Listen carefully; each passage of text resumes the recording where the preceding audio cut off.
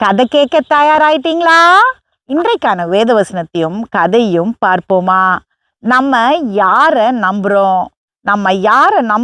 அப்படின்றது ரொம்ப முக்கியம். ஏன்னா நமக்கு தேவைப்படும் போது அவங்க நம்மளை ஏமாத்துறதுக்கு வாய்ப்பு இருக்கு.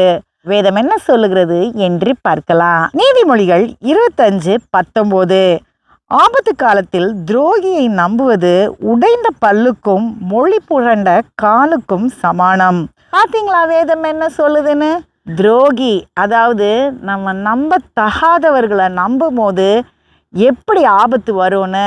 பல்லு ரொம்ப முக்கியம். அதே மாதிரி நம்ம எலும்புகள் ஒன்றோடு ஒன்று சேர்ந்துருக்கிற இடமும் முக்கியம். அதில் பிரச்சனை வந்ததுன்னா நம்ம நிலை தடுமாறிடுவோம். ஒரு முறை ஒரு மீனவன் ஒரு பெரிய ஏரியில போய் வலையை விரிச்சான். அவன் அந்த வலையை விரிச்சிட்டு கொஞ்ச நேரத்துல மீன்கள் எல்லாம் வரும், அதை தூக்கிடலான்னு காத்திருந்தான்.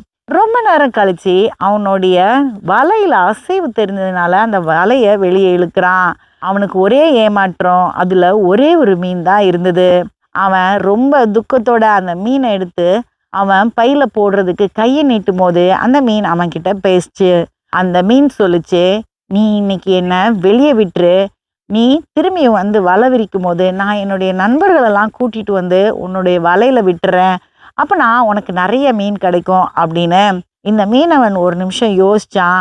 அவன் நிறைய மீன் கிடைக்கும் அப்படின்ற ஆசையில அந்த மீனை திரும்பியும் தண்ணிக்குள்ள விட்டுட்டான். இந்த மீன் ரொம்ப சந்தோஷமா தண்ணிக்குள்ள நீந்தி போய் தன்னுடைய நண்பர்கள் எல்லார்ட்டையும் இந்த மீனவன் எங்க வலை விரிக்கிறான், அந்த வலை எப்படி இருக்கும்னு சொல்லி அந்த பக்கமே யாரும் போகக்கூடாதுன்னு சொல்லிருச்சு. அதனால எந்த மீனுமே அந்த மீனவன் வலையை விரிச்சிட்டு உட்கார்ந்துருந்த இடத்துக்கு போகல. துக்கத்தோட இந்த மீனவன் திரும்பியும் வீட்டுக்கு போயிட்டான். இந்த மீனை நம்பினதுனால அவன் ஏமாற்றப்பட்டான்.